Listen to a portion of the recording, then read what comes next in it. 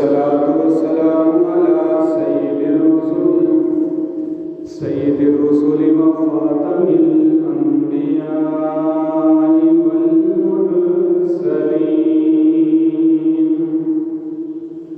وعلى آله وأصحابه أجمعين.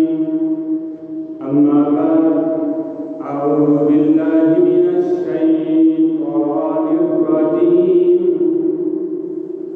بسم الله الرحمن الرحيم. إن الله وملائكته يصلون على النبي يا أيها الذين آمنوا صلوا عليه وسلموا تسليما. وقال تعالى في مقام آخر: وآتوا حقه يوم حصاده. رب اشرح لي صدري ويسر لي أمري واحلل عقدة من لساني يفقهوا قولي. رب زدني علما رب زدني علما رب زدني علما. سبحانك لا علم لنا إلا ما علمتنا إنك أنت العليم الحكيم. سبحان ربك رب العزة عما يصفون وسلام على المرسلين والحمد لله رب العالمين. درود شریف کما صلیت علی اللهم بارک علی محمد کما بارکت. آپ حضرات کے سامنے کافی دنوں سے تقریباً ربیع الاول سے ہی یہ سیرت النبی پہ کچھ باتیں، کچھ بیانات، کچھ دروس چل رہے تھے.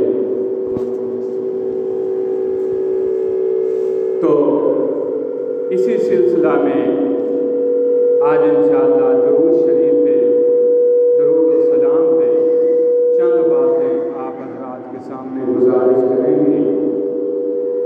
تو اللہ رب العزت خود بھی اپنے پیارے محبوب کی ذات پہ درود جو بھیج رہے ہیں، اور فرشتوں کو بھی حکم دے رہے ہیں، اور مومنوں کو بھی حکم دے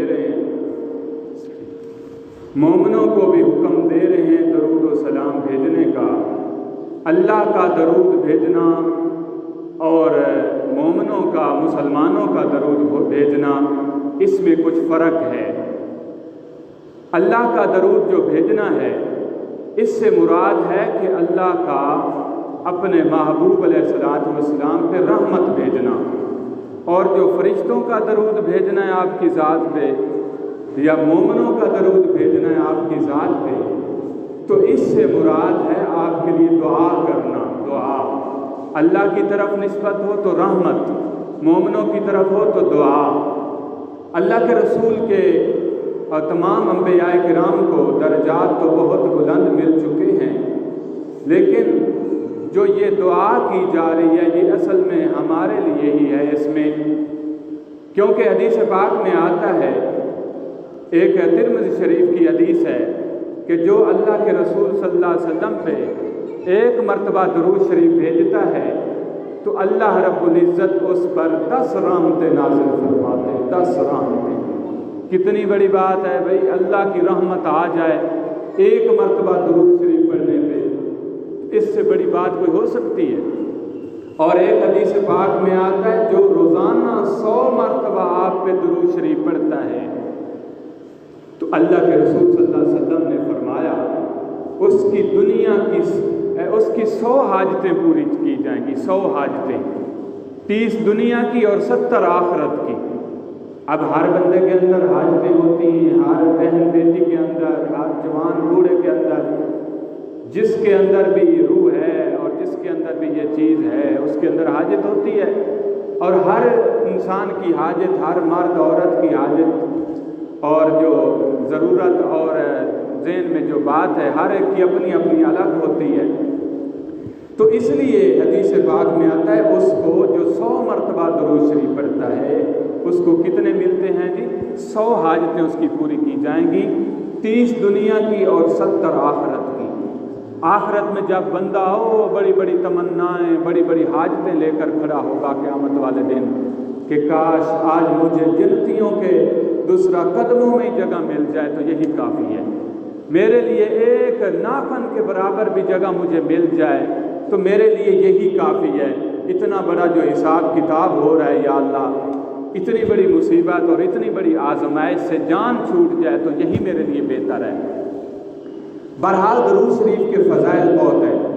حضرت انس رضی اللہ تعالیٰ عنہ جنہوں نے آپ صلی اللہ علیہ وسلم کی 10 سال تک خدمت کی، آپ کا لوٹا مبارک، آپ کا مصلی مبارک، آپ کا مسواک مبارک، آپ کی چادر مبارک، یہ ساری چیزیں جو ہیں، آپ کی سرما دانی تھی، یہ دوسرا آپ کا پیالہ مبارک، یہ ساری چیزیں اٹھانے والے کافی سارے صحابہ نے خدمات کی۔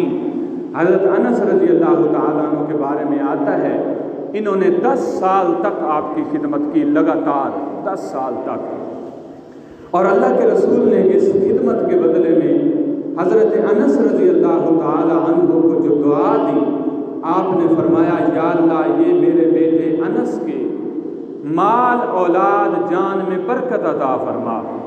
اللہ نے اتنی برکت عطا فرمائی، اتنی برکت عطا فرمائی، مال و جائیداد میں بھی کافی برکت، اور اولاد میں دیکھو تو ان کے 100 بیٹے تھے، 100 پوتے پوتیاں، اللہ نے 100 ان کو بیٹے بیٹیاں عطا فرمائے، یعنی پوتے پوتیاں۔ تو یہ اللہ رب العزت نے اتنی ان میں برکت ڈال دی۔ حضرت انس فرماتے ہیں کہ جو بندہ اللہ کے رسول صلی اللہ علیہ وسلم پہ درود شریف پڑھتا ہے، درود شریف ایک مرتبہ پڑھتا ہے، تو اللہ رب العزت اس پر 10 رحمتیں نازل فرماتے ہیں، 10 رحمتیں، اور 10 گناہ معاف کرتے ہیں، 10 گناہ، اور 10 درجات بلند کرتے ہیں۔ کتنی بڑی باتیں ہیں بھائی، یہ تو زبان سے خالی کہنا صلی اللہ علیہ وسلم یا درود ابراہیمی ہے وہ پیش کرنا ہے، بس زبان ہلانی ہے، اور اس میں کوئی اتنی بات ہے ہی نہیں۔ اور ایک اور حدیث پاک میں آتا ہے کہ قیامت والے دن اگر بندے کے فرائض میں کوئی کمی کوتاہی ہوئی، نماز کے رکوع سجدے میں کوئی کمی کوتاہی ہوئی، زکوٰۃ کے اور یہ جتنے بھی فرائض ہیں اسلام کے، نماز، روزہ، حج، زکوٰۃ، ان میں جو کمی ہوگی، ایک تو حدیث پاک میں آتا ہے اللہ تعالیٰ نفلوں کے ذریعے دور فرمائیں گے۔ اللہ فرمائیں گے بندہ کے پاس دیکھو کچھ نفلیں بھی ہیں، کچھ سنتے بھی ہیں موقع یا غیر موقع، تو اللہ تعالیٰ فرمائیں گے چلو یہ میرے بندے کی جو فرضوں میں کمی ہو رہی ہے اس کمی کو اس کے ساتھ دور کیا جائے جو اس کے پاس نوافل ہیں یا سنتیں ہیں۔ تو ایک حدیث پاک دوسری میں آتا ہے کہ جس بندے کے فرائض میں کوئی کمی بیشی پیش آ رہی ہوگی تو اللہ تعالیٰ اس کمی بیشی کو درود شریف کے ذریعے دور کریں گے۔ کس کے ذریعے؟ درود شریف کے ذریعے، اللہ کے رسول پہ درود بھیجنے کی صورت میں۔ تو اس لیے میرے پیارے بھائیوں درود شریف کثرت سے پڑھنا چاہیے۔ ایک اور حدیث پاک میں آتا ہے، جامع ترمذی، سنن نسائی، ابن ابو داؤد میں بھی موجود ہے، ابن ماجہ میں بھی موجود ہے، سیاہ ستہ کی اکثر کتابوں میں موجود ہے۔ اللہ کے رسول صلی اللہ علیہ وسلم نے فرمایا جو بندہ جمعے والے دن یا جس دن بھی درود شریف پڑھتا ہے تو ایک فرشتوں کی جماعت کی ڈیوٹی لگی ہے، ان کا کام ہی یہی ہے، وہ جو بھی بندہ درود شریف پڑھتا ہے اس کا نام لے کر فلاں بن فلاں، زید بن عمر یا عمر بن زید، اس کا بیٹا یعنی عمر کا بیٹا زید، اس نے درود بھیجا آپ پہ، فلاں بن فلاں نے آپ پہ یہ درود بھیجا ہے، تو وہ فرشتے آپ پر پیش کرتے ہیں۔ اور جو اللہ کے رسول صلی اللہ علیہ وسلم کے روضہ پاک کے پاس پڑھا جائے وہ بھی حدیث پاک میں آتا ہے، خود سنتے ہیں۔ تو یہ کافی ساری حدیثیں ہیں۔ تو صحابہ کرام کا ایک گروہ آیا اللہ کے رسول صلی اللہ علیہ وسلم کے پاس، حضرت سعد بن عبادہ رضی اللہ تعالی عنہ کے گھر میں یہ حضرات موجود تھے۔ اللہ کے رسول بھی وہاں موجود تھے۔ تو بشیر بن سعد رضی اللہ تعالی عنہ نے عرض کیا، یا رسول اللہ صلی اللہ علیہ وآلہ وسلم، سلام تو آپ کی ذات پہ ہم ہر وقت بھیجتے رہتے ہیں، سلام تو ہر وقت ہم نماز میں، پانچوں نمازوں میں، تشہد میں آپ پہ سلام بھیجتے رہتے ہیں، لیکن یا رسول اللہ صلی اللہ علیہ وسلم، سلام تو اکثر ہم بھیجتے رہتے ہیں نمازوں کے اندر، تشہد کے اندر، یا رسول اللہ صلی اللہ علیہ وآلہ وسلم، درود کا کیا مطلب ہے؟ درود کون سا بھیجنا چاہیے؟ بخاری شریف، مسلم شریف، سیاستہ کی اکثر کتابوں میں یہ حدیث آ رہی ہے، ریاض الصالحین میں بھی یہ حدیث آ رہی ہے۔ آپ صلی اللہ علیہ وسلم نے فرمایا صحابہ کرام کو، اور میرے پیارے صحابہ، فرمایا فَقُولُوا اللہم صلی علی محمد وعلی آل محمد کما صلیت علی ابراہیم وعلی آل ابراہیم انک حمید مجید، اللہم بارک علی محمد وعلی آل محمد کما بارکت علی ابراہیم وعلی آل ابراہیم انک حمید مجید۔ آپ نے فرمایا میرے پیارے صحابہ کی جماعت، اے سعد، اے عبداللہ ابن مسعود، اے فلاں صحابی، یہ درود تو اس طرح بھیجنا ہے۔ آپ نے پورا درود شریف، درود ابراہیمی پڑھ کے بتا دیا۔ آپ نے فرمایا میرے پیارے صحابہ، جو تم میرے اوپر سلام بھیجتے ہو وہ تو ہے سلام جو نماز میں بھیجتے ہو، لیکن درود کیا ہے؟ درود یہ ہے درود ابراہیمی جو آپ نے پڑھ کے بتا دیا۔ اور درود ابراہیمی کے فضائل بہت زیادہ ہیں، تمام درودوں سے یہ افضل ہے۔ مختلف صیغے آتے ہیں حدیث پاک میں درود شریف پڑھنے کے مختلف، لیکن زیادہ افضل جو درود شریف ہے جو پڑھا جاتا ہے، وہ افضل ترین جو درود شریف ہے وہ درود ابراہیمی ہے۔ اب صحابہ نے یہ عرض کیا، ان کے دل میں یہ، ذہن میں یہ اشکال تھا، سوال پیدا ہوا کہ سلام تو ہم ہر وقت آپ پہ نماز میں بھیجتے ہیں، السلام علیکہ ایھا النبی ورحمۃ اللہ، یہ ہر وقت ہم بھیجتے ہیں نماز میں، تشہد کی حالت میں، لیکن یہ قرآن میں جو آ رہا ہے ان اللہ و ملائکتہ یصلون علی النبی، جو وسلموا، یہ جو الفاظ آ رہے ہیں، سلام آ رہا ہے، اور صلاۃ کا لفظ ہمیں نہیں سمجھ آ رہا، صلاۃ سے کیا مراد ہے؟ تو آپ نے پورا درود شریف پڑھ کر بتا دیا کہ صلاۃ سے مراد یہ ہے، یہ درود ابراہیمی ہے جو یہ تمہارے لیے پڑھنا چاہیے۔ اور حضرت شاہ ولی اللہ رحمۃ اللہ علیہ فرماتے ہیں کہ یہ درود ابراہیمی جو ہے اس میں اتنی فضائل اور اتنے کرامات ہے، یہ ہمارے والد صاحب نے ہمیں جب سے بتایا، جب سے ہم نے پڑھا اس دن سے اتنی برکات اور اتنی ہمارے اوپر اللہ کی رحمتیں نازل ہوئیں، دل بھی ہمارا کھل گیا، نسیان کی بیماری دور ہو گئی، ہر قسم کی تنگی دور ہو گئی۔ کس درود شریف سے؟ درود ابراہیمی کی۔ اب درود ابراہیمی کے اتنے فضائل آ رہے ہیں، آپ حیران رہ جائیں گے، جو آج کل لوگوں نے گھڑے ہوئے ہیں درود، اس کی ایک فضیلت بھی آپ کو نہیں نظر آئے گی، ایک فضیلت بھی۔ ہمارے پاس درود ابراہیمی پیارے نبی کا بتایا ہوا درود ہے میرے پیارے دوستو، اس لیے اس درود کو مضبوطی کے ساتھ پکڑ لو، درود پڑھو، درود کے ساتھ اپنی زندگی کو منور کرو۔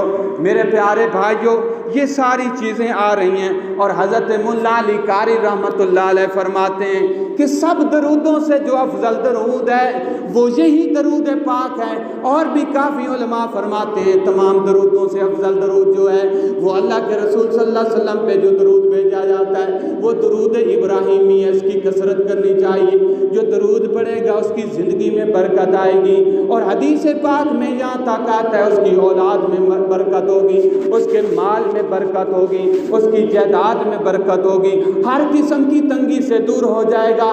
ایک اور حدیث پاک میں آتا ہے جو روزانہ درود شریف پڑھے گا، جس طرح میں پہلے گزارش کر چکا ہوں، اس کی 100 حاجتیں پوری کی جائیں گی، اور اللہ رب العزت اس کے لیے 100 حاجتیں بھی پوری کریں گے، 30 دنیا کی 70 آخرت کی۔ یہ درود شریف کے فضائل ہیں میرے پیارے دوستو۔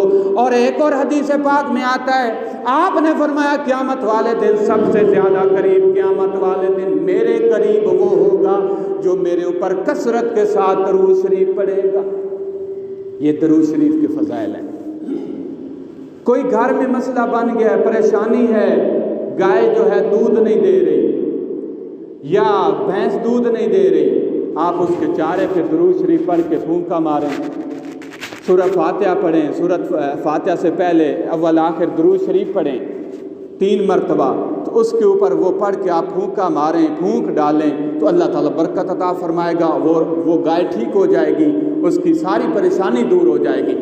اب ٹائم مختصر ہے اور 50 پہ جمعہ ختم کرنا ہے، تو میں نے کچھ ساتھی مجھے کہہ رہے تھے اب یہ بیان کو یہیں میں چھوڑتا ہوں، باتیں تو اور بھی تھی۔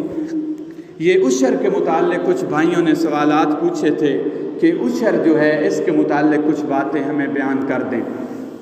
عشر دیکھیں، یہ بھی ایک زکوٰۃ کی قسم ہے، جس طرح زکوٰۃ ادا کی جاتی ہے 52.5 تولے چاندی ہے، 7.5 تولے جو ہے وہ سونا ہے، اسی طرح 40 بکریوں پہ ہے، جب 40 تک بکریاں پہنچ جائیں گی اس پہ بھی زکوٰۃ ہے۔ 30 گائیں ہیں یا بھینسیں ملی ملائی ہوئی ہیں، یعنی 10 گائیں ہیں 20 بھینسیں ہیں، تو اس پہ بھی اسی طرح زکوٰۃ ہے۔ 30 تک جب ان کی مقدار پہنچے گی گایوں کی، بھینسوں کی، تو اس پہ بھی زکوٰۃ ہے۔ 5 اونٹ ہوں گے تو اس پہ بھی زکوٰۃ ہے۔ اور اس کے لیے ایک اصول علماء نے لکھا کہ اس کی مقدار، یہ جو جانور ہے اس نے اکثر حصہ جو ہے نا، اس نے اکثر حصہ یہ باہر چرا ہو، فصلوں میں چرا ہو، یعنی کھیتوں میں یا کہیں دوسرا جنگلوں میں اس جانور میں چرا ہو تو اس پر زکوٰۃ ہے۔ باقی یہ گھر میں آپ نے جو جانور پالے ہوئے ہیں اس پہ آپ کی محنت ہوتی ہے، اس کے آگے دودھ جو ہے اس کے اوپر زکوٰۃ ہے۔ جو دودھ ہوگا نا، اس کی تجارت کی غرض سے آپ نے رکھا ہوا ہے، یا تجارت کی غرض سے کسی نے مثال کے طور پہ جانور پالے ہوئے ہیں، گائیں بھینسیں، یعنی 2-4 بھینسیں لے آتا ہے بیچ دیتا ہے، پھر 2-4 لے آتا ہے بیچ دیتا ہے، کرتے کراتے وہ 30 تک ان کی، یعنی کہ ان کے زکوٰۃ جو پہنچے گی نا 30 تک مقدار، تو اس میں سے اس کی مقدار نکال کر اور اس کو زکوٰۃ دی جائے گی۔ دوسری بات کہ یہ عشر جو ہے یہ بھی اس کی ایک قسم ہے۔ ایک ہے بارانی، بارش سے کی ہوئی زمین جو ہے، ایک بارش سے سیراب کی ہوئی زمین ہے، بارش سے، اس پہ 10واں حصہ ہے، 10واں حصہ ہے۔ مثال کے طور پہ ایک بندے کے پاس 100 من اس کی گندم ہوئی ہے، 100 من، یا 100 من اس کی منجی ہوئی ہے، 100 من، تو اس میں سے وہ 100 من میں سے جو بارش سے ہوئی ہے، کیونکہ ہمارے ہاں بارش سے ہوتی نہیں، اگر بالفرض بارش سے یا اپنے آپ یہ چیزیں ہو رہی ہوں تو اس پہ 10واں حصہ ہے۔ 10ویں حصے کی مقدار 100 من میں سے 10 من بنتے ہیں جو یہ ادا کرنے ضروری ہیں۔ میرے پیارے دوستو، اللہ کے رسول صلی اللہ علیہ وسلم سے ایک مرتبہ پوچھا گیا، یا رسول اللہ صلی اللہ علیہ وسلم، سیلاب کے ذریعے، زلزلے کے ذریعے، یا جس طرح بھی بعض اوقات مال ضائع ہو جاتا ہے، ختم ہو جاتا ہے، اس کی وجہ کیا ہے؟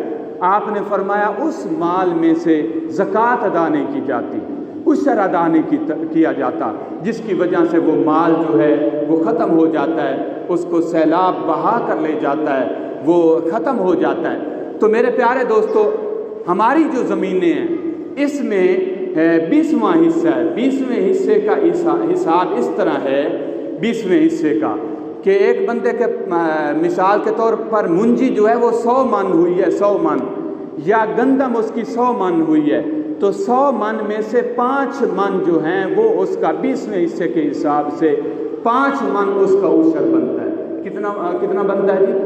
بولتے بھی نہیں۔ 5 من اس کا عشر بنتا ہے۔ 50 من ہوئی ہے گندم تو اس کا یہ بنتا ہے کتنا جی؟ 2.5 من۔ اب یہ کیسے نکالا جائے گا؟ سارے مزدوروں کے خرچے نکال کے نکالا جائے گا حصہ عشر کا، اور تھریشر کا بھی نکالا جائے گا، یا ویسے ہی؟ تو اس کا طریقہ یہ ہے کہ یہ سارے مال میں سے حصہ نکالا جائے گا عشر کا۔ یہ نہیں کہ مزدوروں کی مزدوری نکالی جا رہی ہے پہلے، تھریشر کا حصہ نکالا جا رہا ہے تھریشر والے کا، نہیں، بلکہ یہ سارا جو آپ کی گندم ہوئی ہے اس سے پہلے عشر کا حصہ جو ہے اس کا حساب لگایا جائے گا، بعد میں مزدوروں کو یا تھریشر والے کو یا جو کاٹ رہے ہیں ان کو حصہ دیا جائے گا۔ دوسری بات، ایک اور بات کہ اچھا، قرآن پاک میں جو الفاظ آئے ہیں یہ ویسے مطلق الفاظ ہیں کہ زمین میں سے جو بھی نکلے گا اس میں سے عشر ہوگا۔ اب کچھ چیزیں ایسی ہیں جن میں سے میں نے کچھ لکھی ہیں کہ زمین میں 10واں حصہ جو 20واں حصہ جو ہماری زمینوں میں نکالا جاتا ہے، عشر جتنی زمین میں سے غلہ نکلے گا اس پر عشر ہوگا۔ اچھا، ایک اور بات بھی، ایک بندے نے اپنی زمین ٹھیکے پہ دی ہوئی ہے، ٹھیکے پہ۔ اب ایک یہ بہت اہم مسئلہ ہے، ایک ٹھیکے پہ زمین دی ہے کسی نے، اپنی زمین 10 کلے تھی یا 20 کلے تھی یا 5 کلے تھی، اس کا کیا طریقہ ہے؟ اب اس کا عشر مالک پر ہوگا یا کاشتکار پر ہوگا، جٹ کسان پہ ہوگا؟ تو اس کا علماء نے یہ مسئلہ لکھا ہے کہ جو بندہ خرید رہا ہے، جو بندہ ٹھیکے پہ لے رہا ہے، اس پہ اس کا عشر ہوگا، مالک پہ نہیں ہوگا۔ آگے سمجھ، مالک پہ وہ نہیں ہوگا جس کی اصل زمین ہے، جس کی اپنی ملکیتی زمین ہے، اس پہ اس کا عشر دینا ضروری نہیں ہوگا 20واں حصہ، بلکہ جو حصہ دے گا 20واں وہ جو ٹھیکے پہ زمین لے رہا ہے، جو کرائے پہ زمین لے رہا ہے وہی دے گا۔ اچھا، اس کے بعد کس پیداوار پر عشر ہوگا؟ جو پیداوار سے آمدن اور کسی فائدے کے لیے مقصود ہو اس پر عشر واجب ہوتا ہے۔ ہر قسم کا غلہ، نمبر 1، ہر قسم کا غلہ جات، سبزی ہے، پھل ہے، یہ ایک بندے نے اپنے لیے بیجے ہوئے ہیں، اس کے لیے مثال کے طور پہ فائدے کے لیے، تجارت کے لیے بیجے ہوئے ہیں، پھل بیجے ہوئے ہیں، اس کا باغ ہے یا اس کی سبزی 2-3 کلے یا 10 کلے یا 2 ایکڑ جتنے بھی اس نے بیجے ہوئے ہیں اس پہ عشر ہوگا، اس لیے کہ اس میں اس کی آمدن اور فائدے کے لیے وہ مقصود ہے، فائدے کے لیے مقصود ہے۔ اور ایک یہ سبزی ہے جو اس نے گھر میں اپنے طور پہ بیجی ہوئی ہے، اپنے لیے یا دوستوں رشتہ داروں کو دینے کے لیے بیجی ہوئی ہے، تو اس پر عشر نہیں ہے، یہ ذہن میں رکھنا۔ اچھا، السی ہے، کپاس ہے، اس کے اوپر بھی عشر ہے۔ اسی طرح جانوروں کا چارہ، برسین ہے، مثال کے طور پہ جوار ہے، مکئی ہے، یہ ساری چیزوں سے 20واں حصہ دیا جائے گا، لیکن آج ہم لوگ یہ دیتے نہیں ہیں۔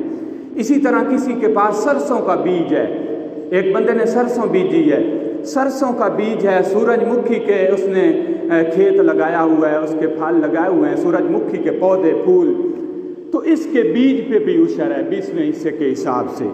اسی طرح کسی نے گھاس بیجا ہوا ہے، گھاس، اس کی دیکھ بھال کر رہا ہے جانوروں کے لیے اور یا بیچنے کی بھی غرض ہو، تو اس گھاس میں سے بھی 20واں حصہ ہوگا، گھاس میں سے۔ بعض جگہوں پہ یہ گھاس کا بیج بھی ملتا ہے جو تقریباً بڑا بڑا بھی ہوتا ہے، ہمارے علاقے میں لوگ بیچتے ہیں، تو اس پہ بھی عشر ہے۔ آپ کے ہاں پتہ نہیں بیچتے ہوں گے یا نہیں۔ پھولوں پہ، وہ پھول جس بندے نے اپنے پاس تجارت کی غرض سے بیجے ہوئے ہیں، پھول اور پودے، مثال کے طور پہ کسی نے پودے رکھے ہوئے ہیں، رنگ برنگے پودے رکھے ہوئے ہیں، چمیلی رکھا ہوا ہے، گٹا رکھا ہوا ہے اور گلاب کے پودے رکھے ہوئے ہیں تجارت کی غرض سے، تو اس کے اوپر بھی عشر ہوگا 20واں حصہ۔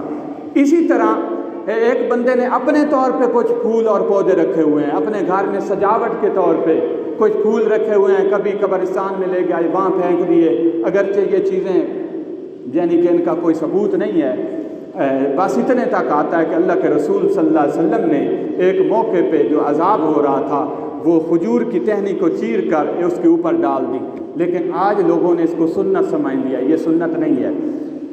بہرحال، اور شہد جو ہے آپ کے فصل، جہاں آپ کا مثال کے طور پہ زمین ہے، جہاں آپ کی کھیتی ہے، وہاں کسی درخت میں سے آپ کو شہد ملا، ماکھی ملا، تو اس پہ بھی عشر ہے 20واں حصہ۔ اسی طرح وہ چیزیں جن پہ عشر نہیں ہے، اب وہ چیزیں جن پہ عشر نہیں ہے، بھوسا، توڑی، بھون جس کو کہتے ہیں، اس کے اوپر عشر نہیں ہے، یہ آپ کے پاس پڑا ہوا ہے۔ اگر آپ نے تجارت کی غرض سے رکھا ہوا تھا اس کے اوپر زکوٰۃ ہوگی، بیچ رہے ہیں، لا رہے ہیں، بیچ رہے ہیں، تو اس کے اوپر آپ کی زکوٰۃ ہوگی، عشر نہیں ہوگا۔ اسی طرح آپ کے پاس کچھ بیج ہیں، بیج رکھے ہوئے ہیں آپ نے، یعنی کہ تربوزے کے بیج ہیں، کھیرے کے بیج ہیں، ان کے اوپر بھی عشر نہیں ہے۔ اسی طرح لکڑی، گھاس اور اسی طرح ایندھن وغیرہ کے لیے لکڑیاں آپ نے اپنے گھر میں رکھی ہوئی ہیں، ان کے اوپر بھی عشر نہیں ہے۔ اگر تجارت کی غرض سے لکڑیاں رکھی ہوئی ہیں یہ ساری چیزیں تو اس کے اوپر عشر ہوگا۔ اسی طرح گھر میں اپنے لیے پھل سبزیاں وہ گزر گیا۔ اسی طرح دوسرا زکوٰۃ کا جو طریقہ ہوتا ہے 1000 روپے آپ کے پاس ہے، 1000 کے اوپر حساب سے 25 روپے زکوٰۃ بنتی ہے۔ کتنی؟ 25 روپے۔ 50,000 روپیہ تو اس کے اوپر زکوٰۃ بنتی ہے۔ اب مثال کے طور پہ آپ لوگوں کے پاس ہے، آپ کہتے ہیں جی میں تو منجی یا گندم جو ہے یہ نہیں دیتا، اس کی جگہ میں پیسے دے دیتا ہوں، پورا حساب لگا کے 50 من منجی کا یا 50 من گندم کا پورا حساب لگا کے میں اس کے پیسے دے دیتا ہوں عشر کے، تو یہ دینا بھی جائز ہے۔